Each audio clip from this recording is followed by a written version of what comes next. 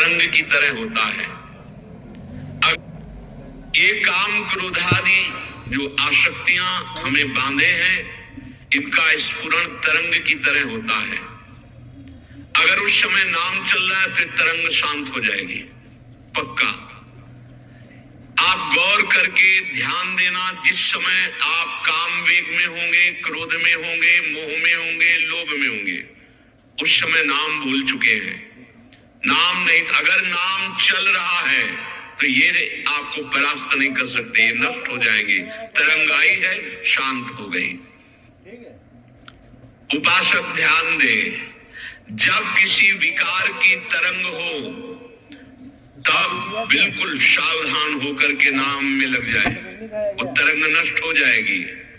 नहीं तो जैसे थोड़ी सी चिंगारी और अनुकूल वायु मिल जाए तो ज्वाला बनने में देर नहीं लगती, ऐसे थोड़ा सा स्फुरण हुआ विषय विकार का और अनुकूल सामग्री भोग की मिल गई तो ये समुद्र की तरह हो जाएगी। संगात समुद्रायंती, अर्थात फिर तुम डूब जाओगे, निकल नहीं पाओगे भोग सामग्री से, भोग क्रिया से निकल नहीं पाओगे। फिर मोक्ष और भगवदानंद तो बहुत दूर की बातें हैं। जैसे ईंधन में दबी हुई जरा सी चिंगारी हवा के संयोग से विशाल ज्वाला रूप धारण कर लेती है, इसी प्रकार कोई भी काम क्रोधादि दोष हृदय में जो थोड़ा सा स्फुरण हो तो सावधान। नाम कीर्तन, पद कीर्तन, सत्संग, तत्काल चिंतन बदलना चाहिए। नहीं, जहां ये विकार आते हैं तो गाढ़ चिंतन कराते हैं, गाढ़ चिंतन, ऐसा गाढ़ चिंतन कि अब इसको हमें चाहिए ही, अगर ये नहीं मिला तो हम नहीं रह सकते, पक्का। जहां ऐसा आया तहां आसक्ति का प्रबल रूप प्रकट हुआ, ज्वाला रूप बन गया। अब अगर नहीं मिलती तो क्रोधावेश छा जाएगा, कामा संजायते क्रोधा। जहां क्रोध आया तो स्मृति भ्रम में पड़ जाएगी, बड़े बड़ों की, ये छोटी मोटी बात नहीं। स्मृति भ्रंशा बुद्धिनाशो, खत्म निर्णय करने वाली बुद्धि की क्या बोलना चाहिए, क्या करना चाहिए, क्या नहीं करना चाहिए। बुद्धिनाशात प्रणश्यति, उसका नाश हो जाएगा, वही सर्वनाश। ऐसा परम स्वतंत्र ईश्वर का अंश अधीन हो गया, गिड़गिड़ा रहा है, तुच्छ विषयों के लिए घुटने पे है। ये देखो माया का बल, बड़े बड़ों को रौंद के फेंक दिया इस माया ने। क्यों रौंदा? कहीं न कहीं अगर साधक भी है तो अभिमान है, तो माया मैं को बर्दाश्त नहीं करती है। चलो हम तुमसे प्रश्न करते, दो उत्तर नहीं दे सकते आप उत्तर। अहंकारी माया पर विजय प्राप्त नहीं कर सकता। दैन्य या आत्म तत्व का बोध प्राप्त की हुई नई स्वात्मा रामम विषय मृत तृष्णाम भ्रमयति, आत्मा राम पुरुष को माया भ्रमित नहीं कर सकती। जैसे विविध प्रकार की नदियां लहराती हुई, तरंगायमान होती हुई समुद्र में जाती है, समुद्र में कोई हलचल पैदा नहीं कर सकती, ऐसे ही भगवदानंद को प्राप्त हुए महापुरुष के हृदय में कोई भी भोग सामग्री, त्रिभुवन की राज्य लक्ष्मी भी हलचल पैदा नहीं कर सकती। शांताकारम, उसका हृदय द्वंद्वातीत, त्रिगुणातीत, कालातीत स्थिति को प्राप्त हो गया है। पर जब तक ऐसी स्थिति ना हो तब तक साधक सावधान। जहां हृदय में काम क्रोध का विकार एक लहर सी आवे, तुरंत सावधान हो जाना, कुसंग से हट जाना। वो वृत्ति कुसंग की आई है, अगर उसका चिंतन बनने लगा तो चिंतन बनेगा, वो पूरा पिक्चर सामने रख देगी। अगर भोगा है तो उसकी, नहीं भोगा है तो कल्पनात्मक, ऐसा ऐसा करेंगे, ऐसा ऐसा करेंगे, बड़ा सुख मिलेगा। बस बावरा हो गया, निर्णायक शक्ति गई और वो उसको अधीन करके भ्रष्ट कर देगा। बता दो फिर मम्मी को। अरे दुनिया वालों, सारे जग से अब भाई करके भ्रष्ट कर देगा। 15 साल की लड़की होगी। कुसंग लहर को समुद्र बना देती है, बाहरी कुसंग और आंतरिक कुसंग। चारों ओर से हृदय पर काम का अधिकार, क्रोध का अधिकार, लोभ का अधिकार, काटनी अब बचने की कोई गुंजाइश नहीं रहती। भूल जाए दोस्तों। अतएव देवर्षि नारद जी कह रहे हैं, साधक उपासक सावधान, ये लहरें सबके हृदय में आती हैं पर समुद्र न बनने पावे, इतनी सावधानी रखना। लहर आई, राधा राधा राधा राधा राधा। गृहस्थ धर्म में तो मर्यादा के अनुसार अपनी सीमा के अंतर्गत, विरक्त धर्म में तो उस तरंग को ही नष्ट करना है। सदा सर्वदा अत्यंत सावधानी भगवत स्मरण है।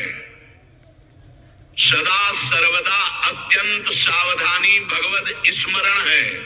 कहा हनुमंत विपत्ति प्रभु सोई, जो तो सुमिरन भजन न होई।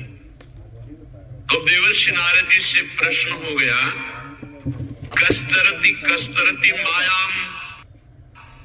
महाराज, कौन है ऐसा जो इस माया से तर जाता है? कौन है ऐसा जो इस दुस्तर माया से तर जाता है? कस्तरति कस्तरति मायाम, कौन है जो इस दुस्तर माया को पार कर जाए, जीत जाए? बहुत ध्यान देने योग्य बात उत्तर दे रहे हैं। यहाँ संगास त्यजति यो महानुभावम सेवते यो निर्ममो भवति। सातरति सातरति। सबको समझ रही बताओ क्या किया जाए? दवा तो दे दे, खाएगी नहीं तो इसको आराम कहाँ से आएगा? इसलिए इसको समझाना जरूरी है। जब समझेंगे खुद ही अपने आप कहेंगे अच्छा मम्मी दे दो। बिस्तर में पड़े पड़े तो मैं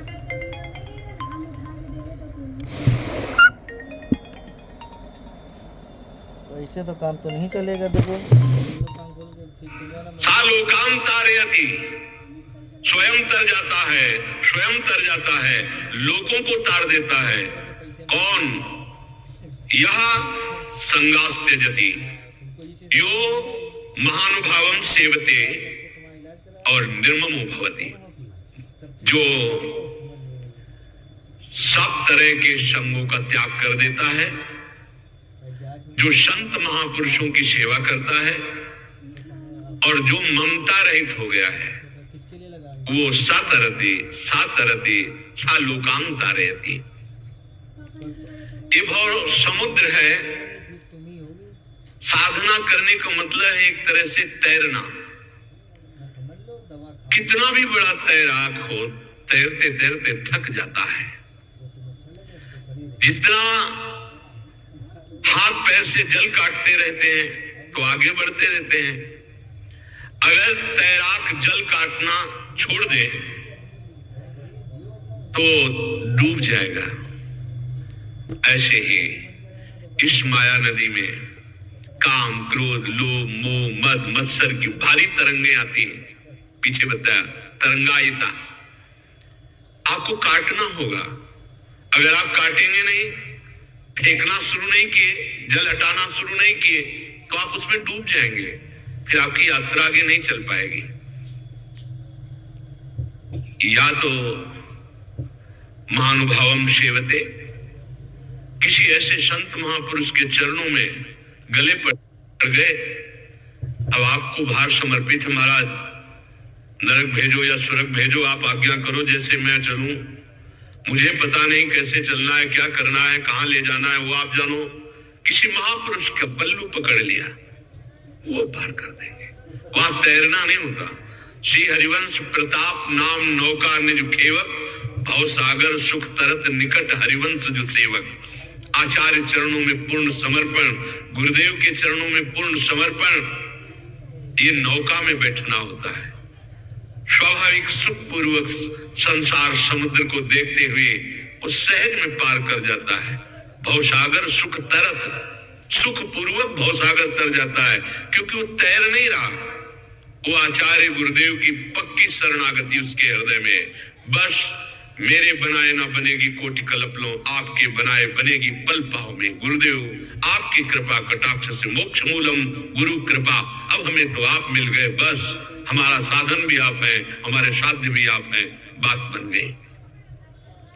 महाभयावनी दुस्तर माया नदी को तैर कर पार जाना जो चाहता है तो बड़ा मुश्किल है, क्योंकि इसमें अहंकार रूपी जल भरा हुआ है। देखो आप, विचारों में अहंकार फैला हुआ है। मैंने ये किया, मैं ये करूंगा, मैं आप अंदर से देखना, कोई भी अहंकार शून्य विचार उत्पन्न होता है तो भगवदानंद का आश्रय लेने वाले उपासक के अंदर, नहीं तो सारी की सारी वृत्तियां अहंकार में विचरती हैं। मनन कीजिए आप, कभी देखिए आप अपनी वो विचारधारा अहंकार से ही चल रही है। कभी सात्विक अहंकार, कभी राजसिक अहंकार, कभी तामसिक अहंकार, तीनों गुणों का अहंकार अंदर चलता है। ये विष है, ये बंधन है। महाभयावनी माया नदी का जल क्या है? त्रिगुणात्मिका माया का अहंकार, सात्विक अहंकार। मैं इतने व्रत करता हूं, मैं इतना अनुष्ठान किया हूं, मैं। राजसिक अहंकार, ये वैभव, ये धन, ये पद, ये तामसिक अहंकार, घोर क्रोध, हिंसा वृत्ति, तमोगुण का प्रभाव हर समय जागृत रहता है। तीन प्रकार का अहंकार विचारों में चलता रहता है। त्रिगुणातीत विचार किसी माँ भागवत के होते हैं। मैंने ऐसे पेरेंट्स भी देखे हैं जिनके घर में ब्लाइंड बच्चा पैदा होता है तो उनको छुपा के रोड के किनारे पे छोड़ के चले जाते हैं। जब मैं ब्लाइंड हुआ तब मेरे माता पिता ने भी मेरी जिंदगी को भगवान के ऊपर छोड़ दिया। उसके बाद जो तकलीफें मैंने बिताई है, मैं नहीं चाहता हूँ इन बच्चों के साथ ऐसी परिस्थिति हो। मैं इनके पिता जैसा देखभाल करता हूँ, अपने हाथों से उनको खाना खिलाता हूँ। ये मेरी जिम्मेदारी है, इनकी बेहतर जिंदगी दूं। आप स्वयं देख सकते हैं कि एक ब्लाइंड बच्चों को आगे जाने के लिए कितनी कठिनाई होती है। बहुत बच्चे को उंगलियां से खाना नहीं मालूम होता है, हाथ उठा के दिखाना पड़ता है कि ये रोटी है, ये सब्जी है। ब्लाइंड बच्चों को हर जगह प्रवेश नहीं मिलता है पढ़ाई के लिए। हम लोग यहाँ पे एक बच्चों को अच्छी से अच्छी पढ़ाई करवाते हैं। मैं इनके पापा जैसा हूँ, 24 आवर्स उनके साथ चलता रहता है। त्रिगुणातीत विचार किसी माँ भागवत के होते हैं। अहंकार और विषयाशक्ति ये बराबर कोई काट करके फेंकता हुआ संसार समुद्र से पार हो जाए, कोई महावीर होता है। जो निर्विघ्न पंथ निर्वाही, सो कैवल्य परम पद लाई। बिरला कोई नहीं तो ऐसे भयंकर मगरमच्छ है, काम क्रोध लोभ मोह मद मत्सर, ये लील जाते हैं साधक को। जीवन का थक जाता है साधक, फिर उसके अंदर ही आता है अब जैसे भगवान चला रहे हैं, चलो, राजी हो जाता है। नहीं, राजी नहीं होना। हमें राजी होना है प्रभु में, राजी नहीं होना। हमें हरि गुरु में राजी होना है। आपकी राजी, मेरी कोई चाह नहीं, मेरी राजी नहीं, आपकी राजी में राजी। जोई प्यारो करे सोई मोई भावे। अब मुझे पता नहीं धर्म क्या है अधर्म क्या है, आप ठेकेदार इस बात के हो, आपके ऊपर जीवन समर्पित है, आपको पार करना है, आप आदेश कीजिए कैसे चलूं। बस अहंकार और आसक्ति रूपी इस माया नदी के भरे हुए जल को दूर फेंकते फेंकते साधक थक जाता है। बहुत लंबा सफर है। जन्म जन्म मुनि जतन कराही, जन्म जन्मांतर यत्न। ये जो सहजानंद का मार्ग है, ये गुरु कृपा से मिलता है। नहीं प्रायः देखा गया है, बहुत बड़ी बड़ी अवस्थाएं हो गई, अभी मार्ग ही समझ में नहीं आया कि किसमें चले, कौन सा मार्ग। सब मार्गों का ज्ञान है, चला एक कदम नहीं गया है। ऐसा जीवन व्यर्थ करना ठीक नहीं है।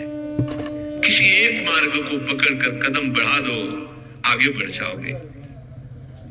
इस माया नदी के जल में जल फेंकते फेंकते उपासक थक जाता है, अतल तल में डूब जाता है।